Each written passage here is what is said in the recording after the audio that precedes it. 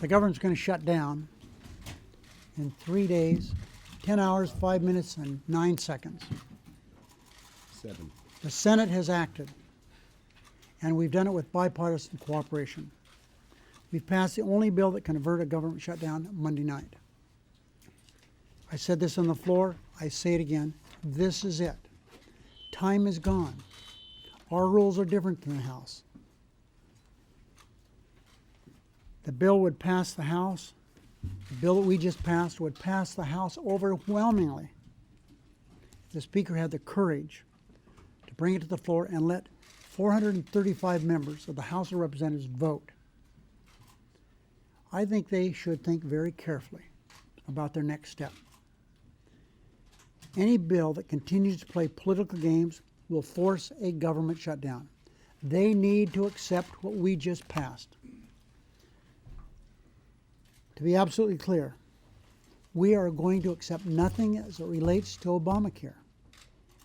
There's a time and place for everything, and this is not that time or place. We're willing to debate. We're willing to do that. We're on any issue. But we need to do it in a calm, rational atmosphere, which we don't have now, and we haven't created that non-calm, non-rational atmosphere. If people want to work with us to improve Obamacare, we've done that before, we're happy to work with them, but not in some slam-bang, force us to do it measure. We're not going to be extorted. The country's not going to be extorted. We're not going to negotiate with a gun to our heads. We're not going to allow the Republicans to say, give us what we want, or the economy is going to close. Think about that. This is no way to govern, and it has to end. Time for games over.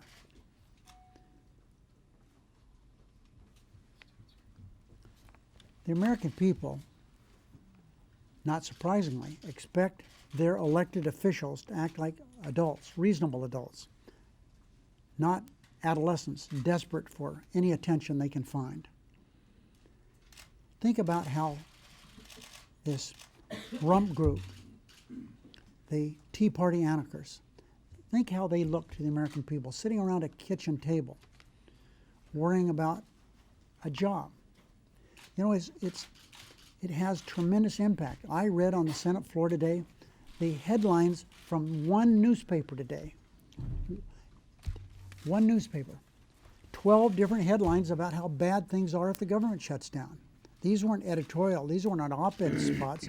They were news stories, headlines.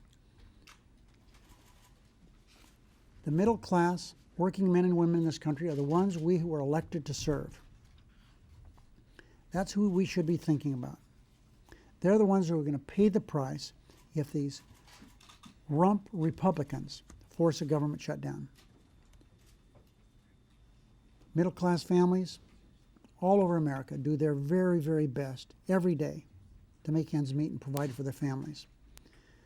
But when they turn on the news, they see elected officials wasting time with silly games, and that's what they are, trying to score cheap political points to satisfy a very small number of people in America. As I said earlier today, they don't represent Republicans around the country, these Tea Party anarchists. They don't represent the Republicans in the Senate. But they have had the ability to basically stop us from doing anything.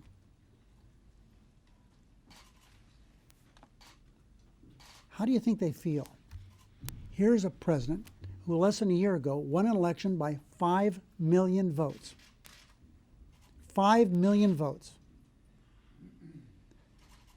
Obamacare has been the law for 4 years. Why don't they get a life and talk about something else?